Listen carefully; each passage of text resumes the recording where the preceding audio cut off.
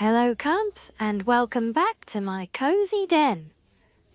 We're back again at the Sleeping Giant Inn in Riverwood, Skyrim for another book reading. So grab yourself a tankard of mead, pull up a bench by the fire. I hope you enjoy this series, and if you have any suggestions or requests for what to read next, then let me know in the comments below. Now before we continue, it's time for my cursory and selfish plug. Legit sponsor. Yes, it's an obligatory reminder that the Cozy Den community is now available for all to join over on Discord. And you are all welcome, so come and join us for plenty of cozy company all day, every day. And you'll also get to contribute more directly on choosing the direction of future content, both in this series and my live gameplay sessions on Twitch. And now the part that you're actually here for, Part 2 of The Black Arrow by Gorgic Gwyn. On the last dinner in my employ at the palace, the Duchess, quite surprisingly, had invited the mayor of Maliva and the master Hiamasti himself along with her other guests. The servants' gossip was manic. The mayor had been there before, albeit very irregularly. But Hiamastisi's presence was unthinkable. What could she mean by such a conciliatory gesture? The dinner itself progressed along with perfect, if slightly cool, civility among all parties. Hiamasti and the Duchess were both very quiet. The mayor tried to engage the group in a discussion of the Emperor Pelagius IV's new son and heir, Uriel. But it failed to spark much interest. Lady Villia, elderly but much more vivacious than her sister the Duchess, led most of the talk about crime and scandal in Eldenroot. I have been encouraging her to move out of the country, away from all that unpleasantness for years now, the Duchess said, meeting the eyes of the mayor. We've been discussing more recently the possibility of her building a palace on Maliva Hill. But there's so little space there, as you know. Fortunately, we've come to a discovery. There is a wide field just a few days west on the edge of the river, ideally suited.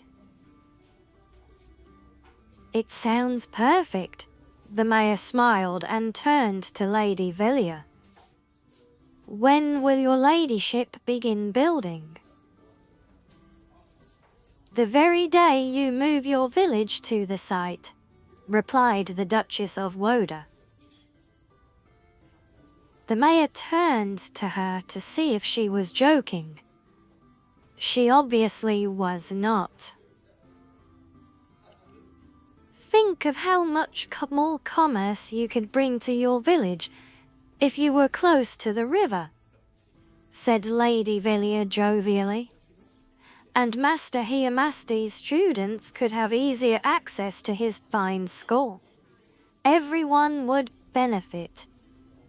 I know it would put my sister's heart to ease if there was less trespassing and poaching on her lands.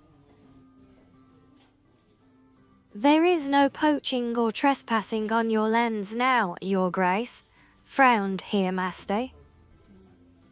You do not own the jungle, nor will you. The villagers may be persuaded to leave. That I don't know. But my school will stay where it is. The dinner party never really recovered happily.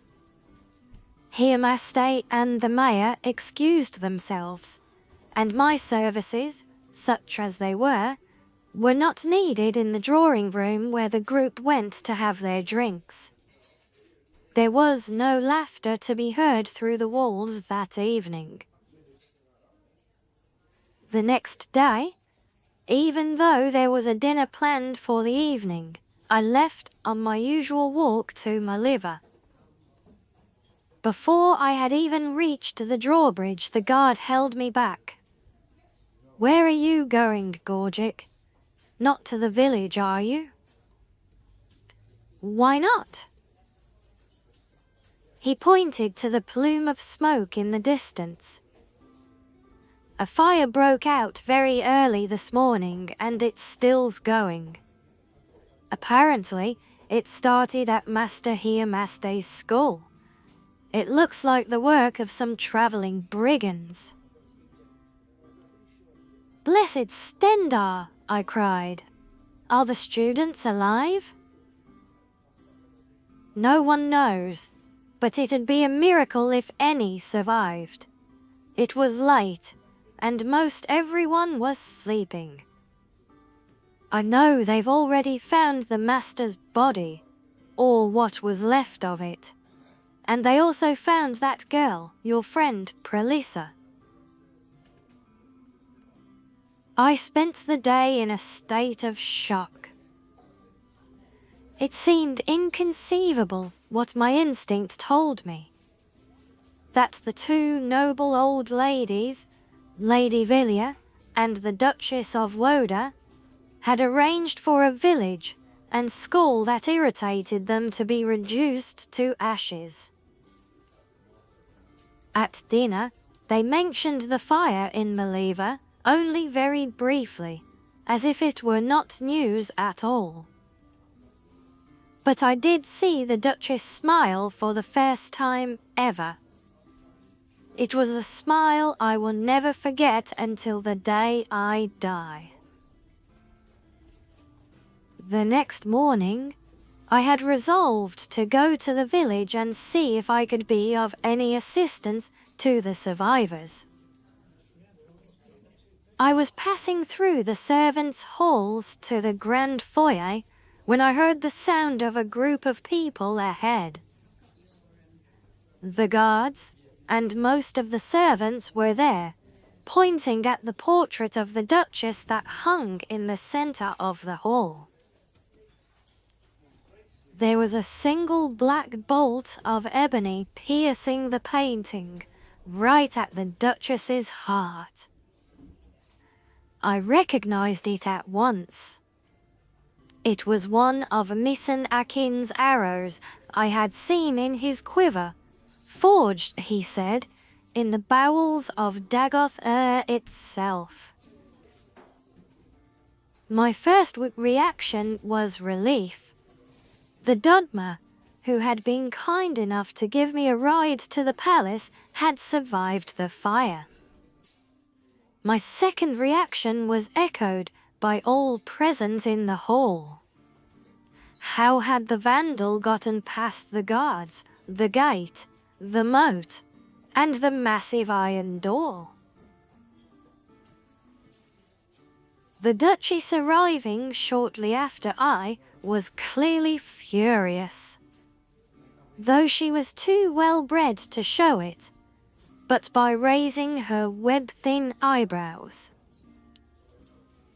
She wasted no time in assigning all her servants to new duties to keep the palace grounds guarded at all times. We were given regular shifts and precise, narrow patrols. The next morning, despite all precautions, there was another black arrow piercing the Duchess's portrait. So it continued for a week's time. The Duchess saw to it that at least one person was always present in the foyer. But somehow, the arrow always found its way to her painting whenever the guard's eyes were momentarily averted.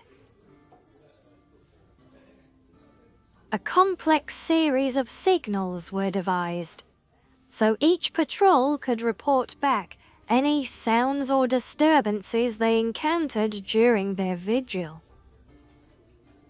At first, the Duchess arranged them so her castellan would receive a record of any disturbances during the day, and the Chief of Guard during the night. But when she found that she could not sleep, she made certain that the information came to her directly. The atmosphere in the palace had shifted from gloomy to nightmarish. A snake would rather slither across the moat, and suddenly Her Grace would be tearing through the east wing to investigate. A strong gust of wind ruffling the leaves on one of the few trees in the lawn was a similar emergency. An unfortunate lone traveller on the road in front of the palace, a completely innocent man as it turned out, brought such a violent reaction that he must have thought he had stumbled on a wall. In a way, he had. And every morning there was a new arrow in the front hall mocking her. I was given the terrible assignment of guarding the portrait for a few hours in the early morning. Not wanting to be the one to discover the arrow, I seated myself in a chair opposite, never letting my eyes move away for even a second. I don't know if you've had the experience of watching one object relentlessly, but it has a strange effect. All other senses vanish. That was why I was particularly startled when the Duchess rushed into the room, blurring the gulf for me between her portrait and herself. "There's something moving behind the trees across the road from the gate," she roared, pushing me aside and fumbling with her key in the gold lock. She was shaking with madness and excitement, and the key did not seem to want to go in. I reached out to help her, but the Duchess was already kneeling, her eye to the keyhole to be certain that the key went through. It was precisely in that second that the arrow arrived, but this one never made it as far as the portrait. I actually met Missan Akin years later while I was in Morrowind to entertain some nobles. He was impressed that I had risen from being a humble domestic servant to being a bard of some renown. He himself had returned to the Ashlands, and, like his old master Hiamaste, was retired to the simple life of teaching and hunting. I told him that I heard that Lady Villia had decided not to leave the city, and that the village of Medivh had been rebuilt.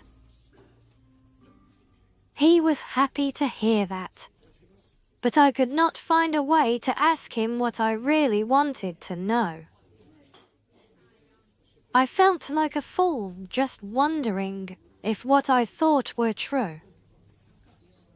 That he had been behind Prelissa's tree across the road from the gate every morning that summer, firing an arrow through the gate, across the lawn, across the moat, through a keyhole, and into a portrait of the Duchess Woda, until he struck the Duchess herself. It was clearly an impossibility. I chose not to ask. As we left one another that day, and he was waving goodbye, he said, "I am pleased to see you doing so well, my friend. I am happy you moved that chair." And there you have it. I hope you've enjoyed this one. And don't forget to like and subscribe if you would like to continue supporting our channel. It means a lot and it really makes a difference. Remember, you can also come and join us in the Cozy Den Discord for more fun.